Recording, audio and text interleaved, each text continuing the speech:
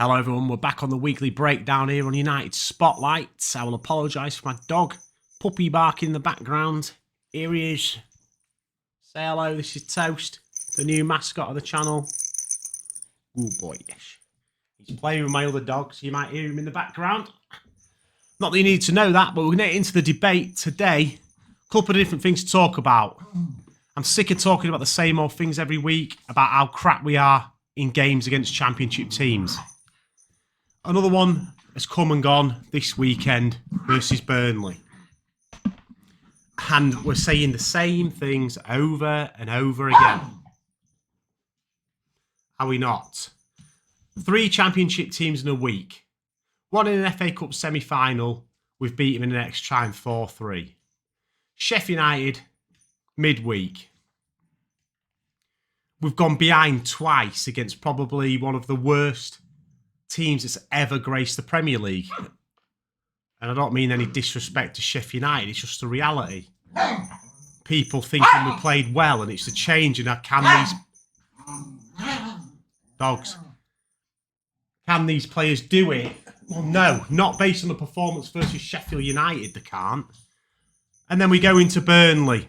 I'll be totally honest with you, I've not watched all the Burnley game. I was out, didn't see it. But from what I have seen on highlights and stuff, same old, same old. We create a couple of chances, we don't take them. Our midfield's got more of a gaping hole than a donut. Just on the highlights on Match of the Day that I watched, the 5-minute highlights, there must have been 5, 6, 7 times where Burnley played one pass from the back and ended up getting a shot off on our goal. And yes, Onana had a stinker for the penalty.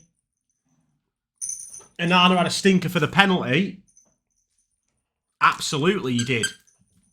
But he's also made 3 or 4 decent saves as well.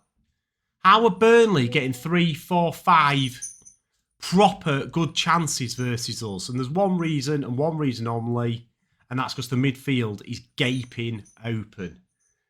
And that's really all I've got to say on that game. It's the same thing every single week, innit? I mean, blame the players, blame Ten Hag. In my opinion, they're all to blame. But you're telling me that one very, very simple thing Eric Ten Hag can't do is just leave 2 holding players and just stop us being run over. That is something that he could put into place in a click of a finger, and he's not done it all season. And he's allowed this to happen over and over and over and over again all year. My dogs are going crazy, as you can probably hear. So I'll try and shut them up for a second, but you know what I mean? Like, it's just every single game. There's no excuse for it, and you can blame the players and not getting back and whatever, but if they're told to get that far up the pitch and then they need to recover and they can't recover, that's not a player thing, that's tactical. Casemiro won't be getting caught in their final third and having to sprint back if he was told just to sit as a defensive midfielder like he should be. He clearly ain't been told that. The midfield is a joke. And people moan about the back 4 and the injuries. The back 4, makeshift or not, have been all right. They're under that much pressure all the time from being run over because the midfield's non-existent. The midfield is an absolute disaster. But like I said, I didn't want to dwell on the game. But again, I need to just state how bad it is. We thought it was bad before. The last 3 games we've played one championship team, a team who've been relegated and one of the worst teams in Premier League history, and a team who were, second to bottom, and they're not going to stay up, and they've been hammered every week nearly. Like, it's absolutely atrocious. I don't care what anyone says. It is people raving about Bruno Fernandes against Sheffield United. It's a joke. Where was he? Where was he the other day? Where was he on Saturday against Burnley? Gone missing again. Just get over it. They're not good enough. None of them. And I want to, like, on Eric Ten Haags, I'm saying it's tactics, and there's a lot of talk about Tuchel. Would I take Tuchel at Man United? Yes. And there's a few reasons for that. One, you'll know if you've watched any of these videos over the last few weeks that Ten Hag is clinging onto his job by I don't know what. He's been given so many excuses. He's been let off by the fan base. And I'll say it and I'll say it again. When Ole Gunnar Solskjaer had a season like this, every single Man United fan wanted to drive him out of Old Trafford back to Norway in a heartbeat. And he's a Man United legend. Eric Ten Hag's got no connection with this club. He's going to have a worse points record, worst finish in Premier League history, out the Champions League before Christmas, scraping victories every single week versus poor teams. I mean, I'm going to say scraping victories. I mean, half time we don't even win. Horrendous performances. I'll say it and I'll say it again. If we could see some progression with Ten Hag about some style of play or the way he wants to play and we were losing or drawing, I'd take it and say he needs another year to put his system. His system is get the ball at the back, get everybody as far forward as you can and oof it and hope that one of them do something. And if we lose the ball, sprint as hard as you can back and hope to tackle them. The problem is, it don't matter how fit and how good the players are. If you're playing like this, you cannot sustain anything. How can you expect even a professional athlete of a footballer to be up front with a hoof and then 4 seconds later be back on his 18-yard box? It's impossible, even for these players. Even the fitness of Man City players, Arsenal players, if they're playing like we play, they won't be getting back to make last-ditch tackles because they'll be too far forward. It's a joke.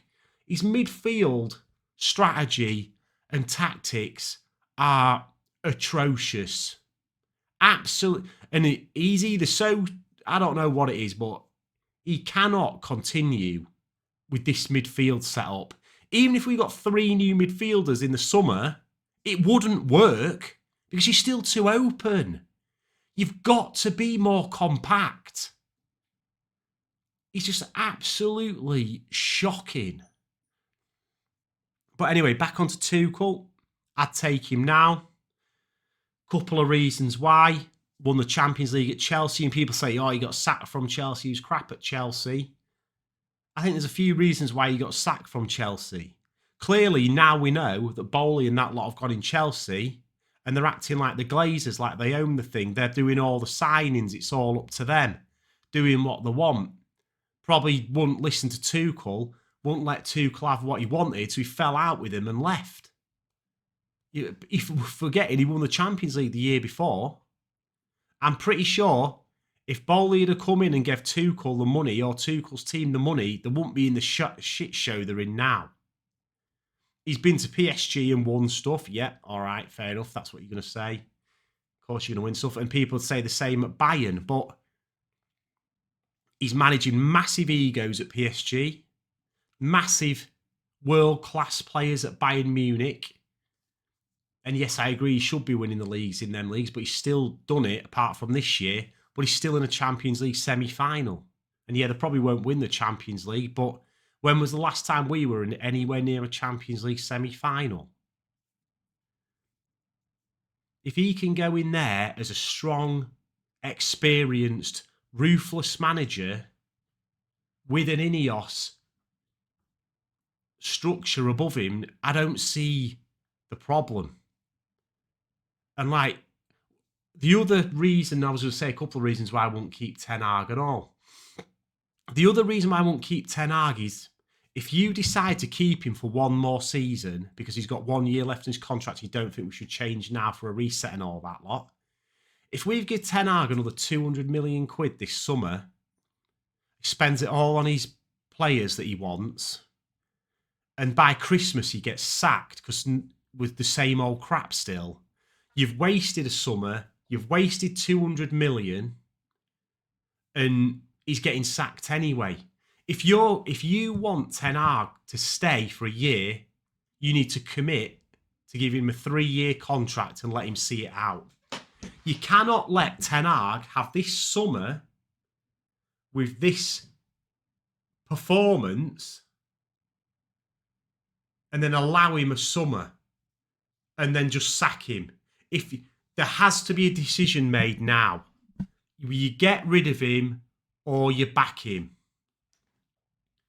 And to me, it don't look like they're backing him, does it? Because they'd have already given him a contract. You can't let him have another year. The only way you can let him another year is you give him a minimal budget, maybe 100 mil, and you tell him to get rid of a load of players that he don't think are good enough. But to me, if you're backing him, you've got to give him another contract and see it out. But would you back him again after his previous spending 450 million? And I'm going to go on to what I think of his signings now a year or two on in a minute. Would you back him with another couple of 100 mil for him only to get sacked at Christmas and then we've lost Tuchel now and him building a team from the summer? That's the question for you in the comments. Would you take Tuchel now based on what I've just said? Forget your allegiance to Eric Ten Hag. Forget but this and that. When Ole Gunnar Solskjaer had a season like Ten Hag, you all wanted him hung from Old Trafford.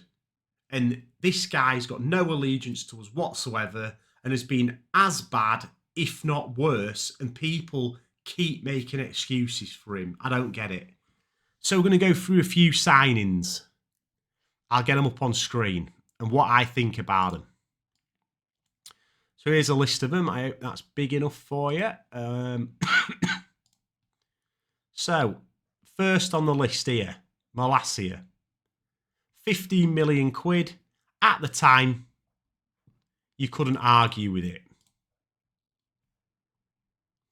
You couldn't argue with Malacia at 15 million quid at the time. There was a couple of teams after him. Yep, fine.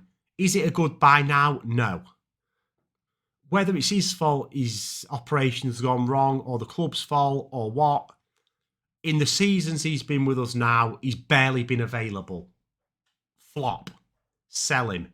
Eriksen, for a free transfer and as a squad player, I think he's been an okay signing.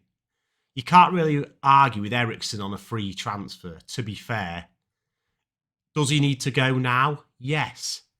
This is going to be a controversial one with a lot of fans. Lisandro Martinez for 60 million. Good signing, you tell me. Personally, I think he's not. 50 million quid, will that be in pounds? That's euros, obviously. For a centre-back who over 18 months to 2 years has had a year out. Be it his fault, accidents or not, we've paid 60 million quid for a centre-back who most of the fan base are reliant on him coming back and changing. Oh, when we get Martinez back, we'll start playing this amazing football and all that lot. We won't, because he'll give it to the midfield and they'll give it away like they always do. He'll knock it up to one of the forwards who can't hold on to the ball. Martinez coming back has no bearing on this team whatsoever. All right, he might be a bit more aggressive. He might get us up the pitch a little bit more. People are like thinking when Martinez comes back, all of a sudden we'll be Man City. We won't. And people also forget that the guy is 5'9". When he comes up against a big physical, he's played against Ivan Toney twice, and Ivan Toney's made him look like a kid in a playground. He might be all right versus the smaller, more trickier defenders. When he comes up like against a big defender, he's not physically strong enough or good enough in the air to compete with him. Jury's out on Martinez. If he's not back for the start of next season, you've got to say it's a poor signing. You can let him off a year with bad injuries, but if he cannot stay fit until Christmas next year, he's got to go. Because I'm sick of everybody saying in our squad that we've got amazing players, but they're always injured. It doesn't matter if you're R9, if you're never playing, you're no good to the squad.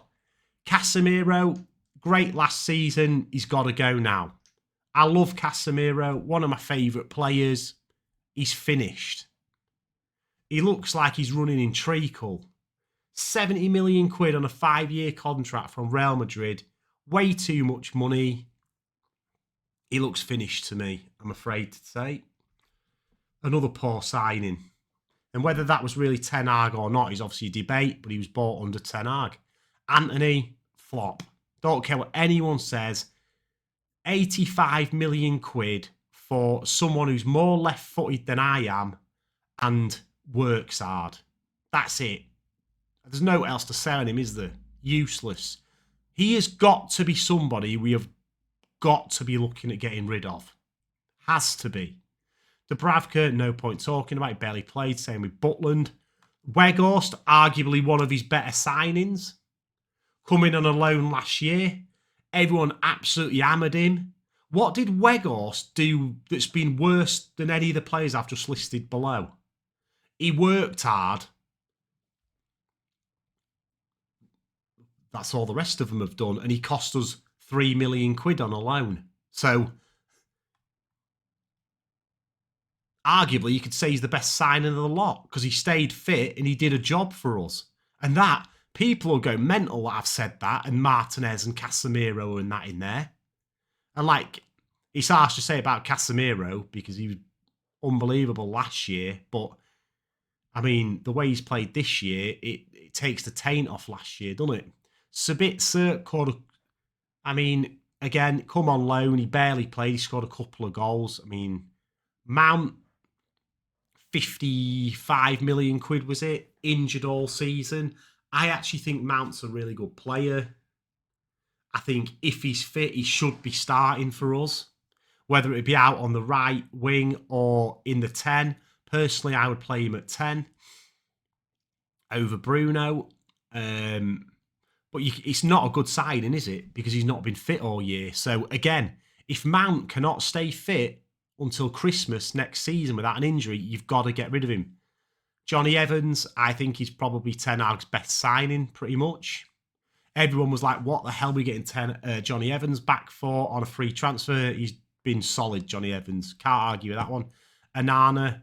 Look, I wanted Onana after that Champions League final. But people talk about playing out from the back and whatever. He doesn't suit us at all.